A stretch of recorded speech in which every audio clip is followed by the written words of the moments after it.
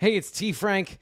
It's a bye week, so James Franklin didn't have a press conference today, so I've got a little extra time to talk to you about the things we learned Penn State versus Villanova from Saturday here on a Monday. If you're watching this here on a Monday, if not early in the week, happy bye week. A little more content for you. So we're doing three things. Now, we learned plenty more than three things, but a lot of that is at bluewhiteillustrated.com. Don't have time for all of it right now.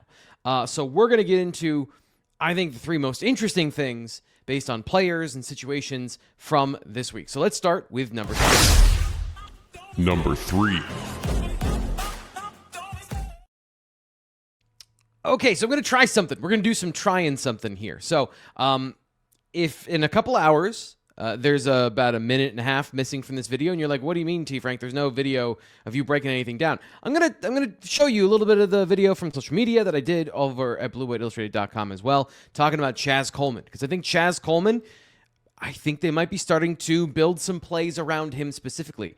Jim Knowles talked about building plays around players and not just running plays. I kind of think this blitz was about Chaz Coleman. So let me explain. What looks like overloading and setting pressure from this side, and that causes Villanova to shift the line, right? So they're gonna slant that way while they still have a player here and a player here, so they're gonna keep the guard and the tackle blocking this way. But what that does, center slants, and then as soon as Amari Campbell backs up, the right guard looks this way for work because he knows there were more threats on this side of the line. That gets him to turn his head, and that creates a one-on-one right here, and Chaz Coleman can go inside or outside without help coming from the guard. So he takes the path inside. Beautiful hand swipe here. Look at this. This is a freshman. And then bang, hit on the quarterback and a quick play. It's not entirely set up for him. There is also like a slant, a stunt. You've got Wafel going this way and Gilliam looping inside. But this is really cool that, you can interpret it as they're setting up a play to get one-on-one with Chaz Coleman, freshman. And just look at that hand. Look at those hands. That's awesome. Awesome. Thanks, me. And again, if you don't know what just happened, it's because I had to edit that out of the video. But we'll see. Let's see what happens. We're rolling the dice today. That's not the only thing we learned about Chaz Coleman, by the way. Not the only thing built around him. Again, go to bluewhiteillustrated.com for my film study to check that out. And, of course, if you want to subscribe, you can do that. It's just $1 for the first week of access and get a full year of access to The Athletic included as well. So join us at bluewhiteillustrated.com bye week right now, but just join for the full year because you're going to want to. By the way, like the video, subscribe here to the YouTube channel. If this does really well, I'm going to try and do more of these, because I know you guys want more stuff here, more breakdowns, more understanding of what's going on with the Penn State offense and defense. Speaking of the offense, let's talk about Nick Singleton. Number 2. Okay, so Nick Singleton is not playing his best right now. And there is this online discourse, and of course, the internet is undefeated at overreactions and, getting to the point too early, getting to the punch, right? Everyone wants to be the first person to say that they knew Kaytron Allen was the number one back, and they knew that Kaytron Allen should be the number one runner at all times.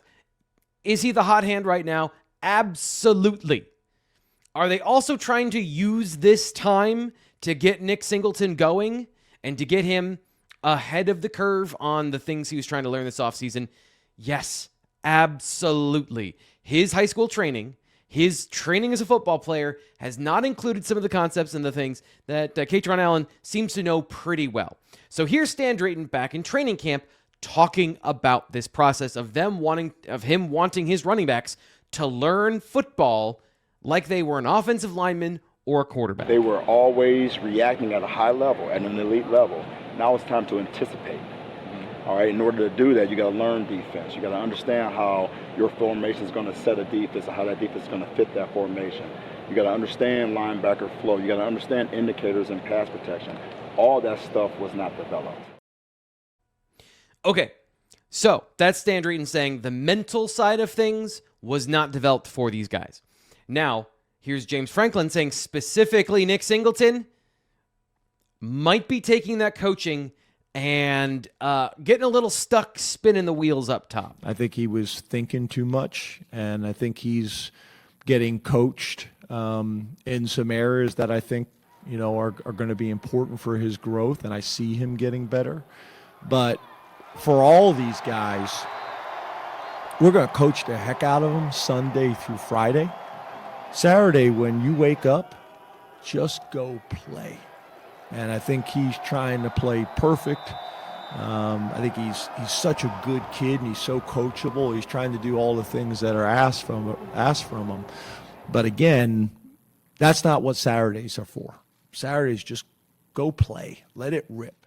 Yes, so what him not letting it rip looks like is 20 carries, right, on Saturday, 84 yards, and whatever stat you want to go to in this vein, we're all pointing at the same thing. Elusiveness, yards after contact. I like to go by broken tackles because breaking a tackle is the job of the running back. What happens after that is sometimes out of their control in terms of where a defender is on the field, where you break the tackle, extra yards after contact, all those things there are some fluctuating circumstances, but the baseline is you got to break a tackle. So he broke 10% of his tackle opportunities against Villanova. That's 2 on 20 attempts. Through the first 3 games, Singleton has broken tackles at a 7% rate. That's, to me, overthinking at its finest, where he's not thinking about the move he can make. He's not anticipating where the guy is coming from because he's still on, okay, where's the defensive tackle? Do I have to cut off the backside hip of the running of the guard or the center? Where's my cutback lane? What am I thinking? Run straight ahead. That's a lot of what I'm seeing from Nick Singleton. So where does that rank right now? 58th among 64 Power 4 running backs with at least 30 rushing attempts. So he's near the bottom. And yes, is Kaytron Allen playing better right now? Absolutely. There is no question about that. He's breaking a tackle rate 41%. So he's doing the thing. He has taken the coaching and adapted it into his game more naturally. Let's not throw the baby out with the bathwater here. And I know everyone wants to say Nick Singleton is who he is. He's a senior. But Stan Drayton, his coach, just pointed out that he went 3 years without this. And so there's a lot of ingrained patterns. There's a lot of ingrained tendencies. And it's frustrating, I know. I do have some optimism here that there's room for growth and that they're really working on this stuff right now. And some of the base offense things they're going to get to when they play in the Big Ten, getting more back to what are our best plays and not what are the plays we want to be able to run, Nick Singleton's going to play a little bit better. At least that's my opinion. We just need to not overreact. It's right to point these things out. That's the problem. It's right to point these things out. These are the realities. They don't have to be the realities in the future, and there's nothing to say that these guys won't get better over time because we have seen that in a season. Nick Singleton get better when he gets healthy. We've seen Kaytron Allen get better when he gets healthy, and so on and so forth. Like the adaptation, we saw him get better as a freshman as he learned to play the position the first time around. So that's it. Like just maybe we should take a step back and a deep breath. Let Nick Singleton be a part of the offense because when they need to ride the hot hand, I'm fairly certain they're not going to keep bashing their head in against one particular wall. That time is now over. Speaking of taking a deep breath, oh boy, let's talk about Drew Allar. Number 1. Baked into the analysis of Drew Allar is the offense is figuring some stuff out. They are throwing the deep ball at a much higher clip than they have in the past. And that includes schemed up deep shots where Allar basically, that's his read. In this last game, I was tracking 5 deep attempts. I don't want to go through all of them here. Nobody wants to see that. But on one of them, he got a touchdown to Trevor Pena. One of them was an incompletion on an on-target pass to Devontae Ross. And then of those, I think one of them, which wasn't 20-plus yards, doesn't necessarily qualify as a deep attempt. Kyron Hudson got pushed out of bounds. It was in the red zone. He was throwing from the 20. The ball was intended to go in the end zone. Kyron Hudson gets pushed out of bounds. That's hard to put on the quarterback. Now, is the overall output of 1 completion on 5 deep attempts good? No. No, that is not a good output. Is it all on Allar to be perfect on all of these deep passes? No, it is also not fair to think that he's got hit 5 for 5 in perfect stride. Not every quarterback throws well on every single passing play. Patrick Mahomes right now is struggling as a deep ball passer. One of the most accurate clutch quarterbacks of all time. And I'm not trying to cherry pick stats here. I'm just trying to say, like, these are things that happen in football. The history of Drew Allar as a deep passer has been inconsistent. So it is a thing in the offense, and it's fair, just like with Singleton, to point these things out and wonder, is it going to work later? I have some concerns about Devontae Ross as a deep ball threat in the Big Ten and in this scheme. Now, that being said, we have not seen all of their deep ball attempts. We have seen the ones they're putting on film, which are heavy play action and are specifically designed to play off of what they're doing right now on the ground. There's more that we've seen from them in previous years where they can go to the bag and Allar can throw some passes he's more comfortable with. These deep vertical leads, not necessarily his bag throughout his career, but we'll see how it all develops later on. Now, again, that's right off the top of this offense. One of the reasons the rhythm feels a little bit sticky is because they're going to these plays and specifically working on getting the deep ball figured out. Secondly, and this is where you can tell me, T. Frank, I don't care. It's Villanova, figure it out. James Franklin talked about this postgame where they knew they were going to get drop 8.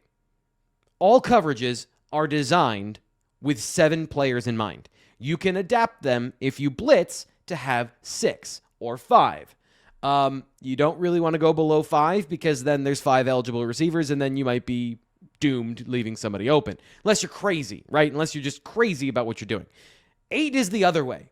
You're adding a free defender into the formation to go wherever, to take away whatever. And Villanova was smart about how they used that 8th defender to choke the passing lanes. Now, here's how, just from an analytical standpoint, the numbers on how Drew Allar did against an extra defender, it was okay. Versus drop 8, 15 plays with 8 in coverage. That's 64% completion percentage on 15 plays, 9 of 14. So on one play, scramble. 87 yards, no touchdowns, and 1 interception. He also only got 4 first downs on those plays. So, and a lot of that, some of those came pretty early in the game and then at the 2-minute warning. So this was a bit of an issue for the Penn State offense. And the reason that the 2-minute warning worked so well is because when they went tempo, they were able to get a basic call from Villanova that is a basic structure without an augmentation with this drop 8. They can still drop 8, but they're not going to know exactly where to place that free safety to take away some of Allar's completions.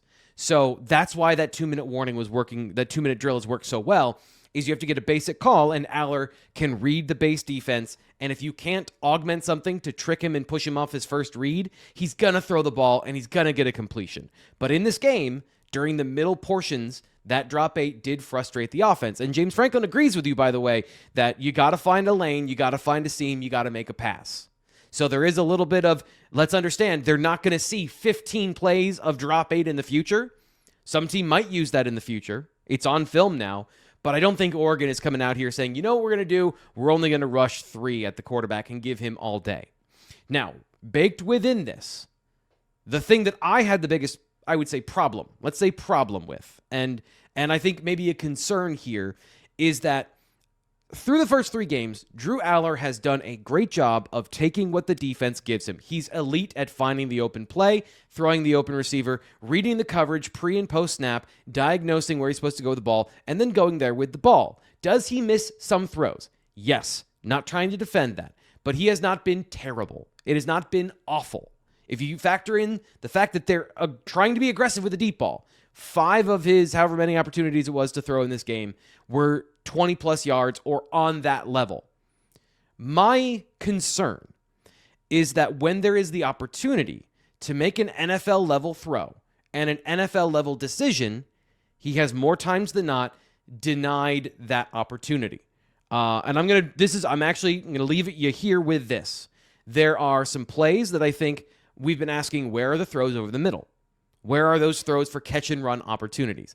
I'm going to break down the 5 opportunities that I saw from Penn State and from Drew Allar that I think he could take that would help this team feel like it's in more rhythm and get more explosive plays that don't have to be deep shots. Those 18-yard catch-and-run situations to generate explosive plays and also use the middle of the field. So that's where I want to leave this. It's the throws not taken right now that I think are concerning, because when you talk about Drew Allar, the quarterback, the goal was to have him come back and be a difference maker on offense. These are good players he's playing with. They're professional receivers. They're talented tight ends. They're very good receiving running backs out of the backfield. Of that group, there is no number one wide receiver. Nobody came to the portal to rescue this offense to just get embarrassingly wide open. So it's on Allar to make these difficult throws.